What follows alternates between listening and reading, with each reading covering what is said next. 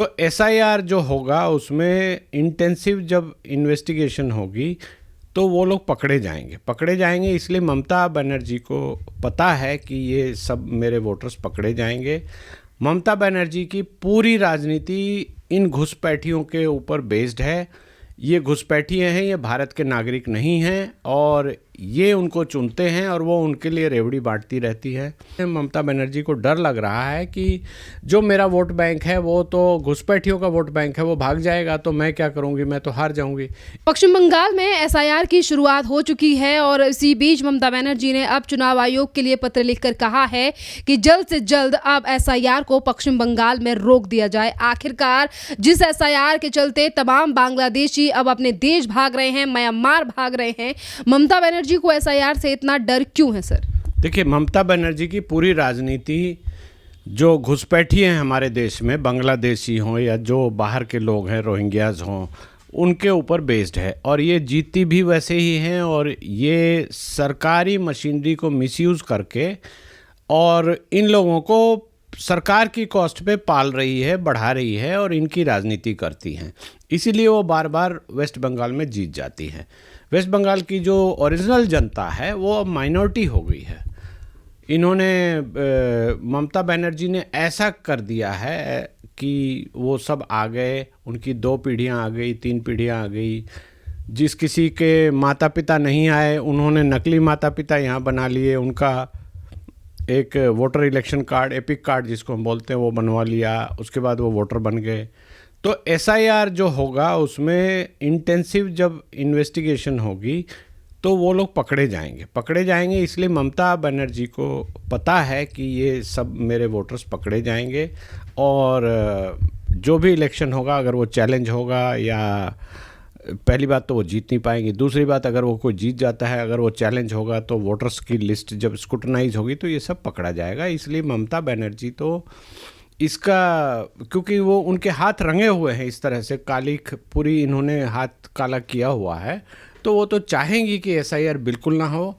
और ये अब केंद्र सरकार को देखना है कि एसआईआर करा के भारत के प्रजातंत्र को कैसे बचाया जा सकता है, जो भारत का नागरिक नहीं है उसको वोट देने से कैसे रोका जा सकता है और कैसे एक सरकार झूठे लोगों के, बाहरी तत्वों के आधार पर बनाई जा सकती है और कैसे चलाई जा सकती है। ये गंभीर विषय है, इस पर केंद्र सरकार को गंभीरता से सोचना भी होगा। ममता बनर्जी के द्वारा बार बार पे कहा जा रहा है एसआईआर को लेकर जल्दबाजी कर रही है केंद्र सरकार और चुनाव आयोग। जल्दबाजी तो कोई नहीं कर रही है। चुनाव आयोग का नोटिफिकेशन आया है, 9 स्टेट्स में होना है, 51 करोड़ लोगों का एसआईआर होना है। अब ये बात अलग है कि बंगाल के चुनाव होने हैं तो बंगाल से शुरू करा दिया गया, दूसरी जगह होगा तो जहाँ किसी ने कोई गड़बड़ी नहीं की है उनको कोई एतराज़ नहीं है। जो मुख्यमंत्री बने ही गड़बड़ी करके हैं उनको तो एतराज़ होगा ही। ममता बनर्जी की पूरी राजनीति इन घुसपैठियों के ऊपर बेस्ड है। ये घुसपैठिए हैं, ये भारत के नागरिक नहीं हैं और ये उनको चुनते हैं और वो उनके लिए रेवड़ी बांटती रहती है या वहाँ खेल होता है। तो जो बंगाल की जो जनता है, जो ओरिजिनल वोटर्स हैं, वो इतने दब गए हैं इन लोगों की वजह से कि वहाँ कुछ हो ही नहीं पा रहा। वहाँ पे जो चुनाव होता है उसमें भी वो लोग जो नकली वोटर्स हैं या जो घुसपैठिए हैं, जिनके वोटर आई कार्ड इन्होंने गलत तरीके से बनाए हुए हैं, वो सब वोट कर देते हैं और अपनी सरकार चुन लेते हैं। तो ममता बनर्जी उनकी पहली चॉइस है। तो इसी तरह ये खेल चल रहा है और ये डेमोक्रेसी का, प्रजातंत्र का मजाक उड़ रहा है और कुछ नहीं हो रहा।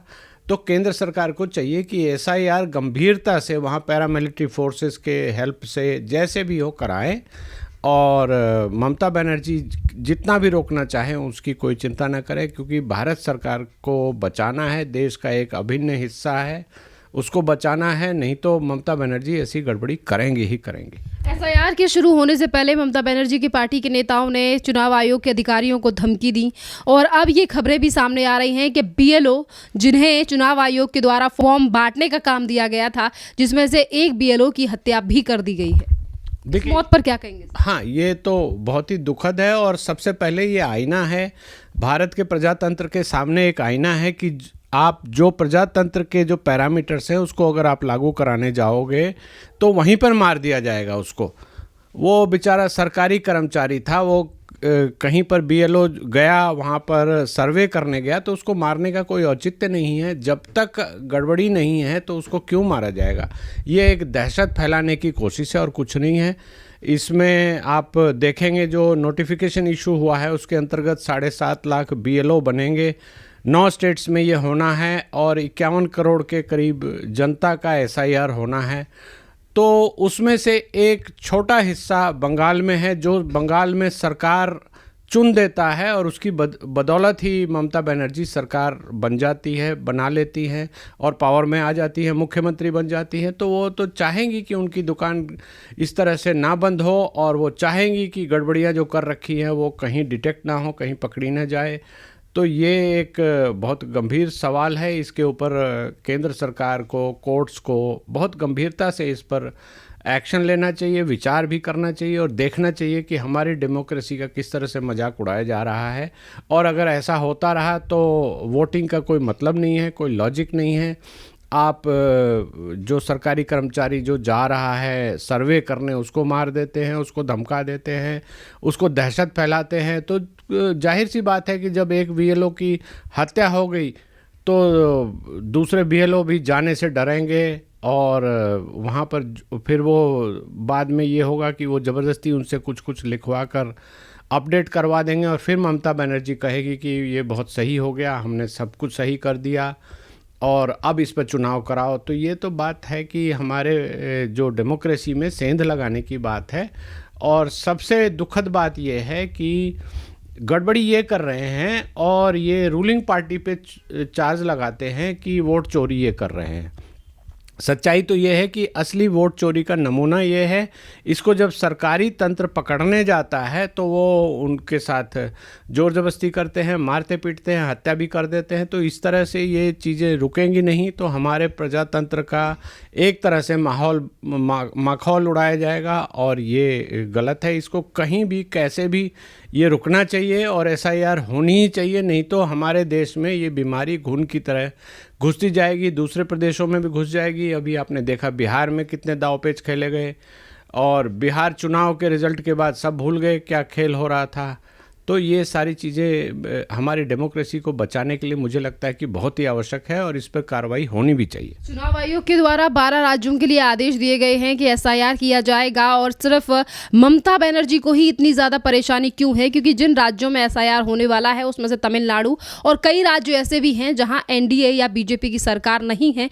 तो फिर सवाल और प्रदर्शन और सड़कों पर हल्ला हंगामा सिर्फ ममता बनर्जी का ही क्यों है? देखिए, जैसा मैंने पहले बताया कि ममता बनर्जी को पता है कि उनकी पोल पट्टी खुल जाएगी। उन्होंने जो बांग्लादेशी लोग, रोहिंग्या लोग जो गलत तरीके से भारत में घुसे हुए हैं, उन्होंने नागरिकता के कागज़ बनवा लिए हैं, आधार बनवा लिया, वोटर आई कार्ड बनवा लिया। चूँकि वो स्टेट गवर्नमेंट उनको डॉक्यूमेंट दे देती है, उनको स्कीम्स में कवर कर देती है, तो एक डॉक्यूमेंट आप बना लो तो दूसरा डॉक्यूमेंट बन जाता है। इसको ज़रा हम गंभीरता से समझने की कोशिश करते हैं कि ये होता कैसे।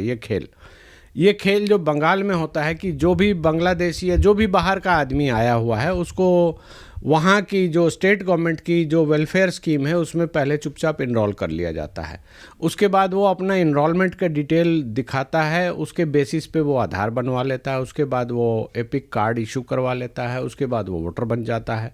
अब जब एसआईआर में ये चीज़ें इन्वेस्टिगेट होंगी, ये पूछा जाएगा कि आपके पिताजी, अगर आप भारत के नागरिक हैं तो आपके पिताजी वोटर लिस्ट में कहाँ थे, कैसे थे, उसके एक्सट्रैक्ट्स लाकर दिखाओ या आपके दादाजी का दिखाओ, तो वहाँ वो पकड़े जाएंगे। इसीलिए आपने देखा होगा कि बंगाल से जो भी घुसपैठिए हैं वो एसआईआर के से पहले ही अब भागने की तैयारी में है, भाग भी रहे हैं। ऐसा देश के कई हिस्सों में हुआ है।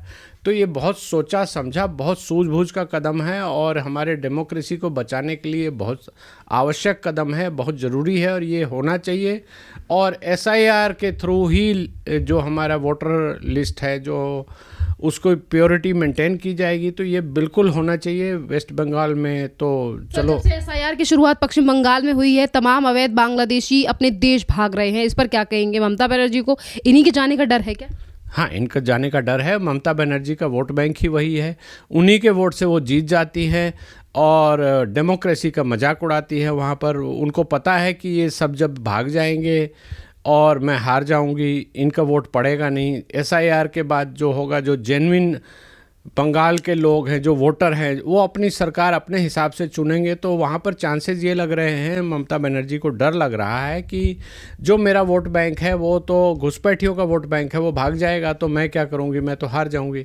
इसलिए वो इसका विरोध कर रही है। ये बहुत सोची समझी राजनीतिक चालबाजी का एक उदाहरण है। आप देखेंगे तो समझेंगे इसको गंभीरता से। और एसआईआर किसी भी हालत में बंगाल में होना चाहिए, रुकना नहीं चाहिए, और उसके बाद ही चुनाव होना चाहिए, मेरा ऐसा मानना है।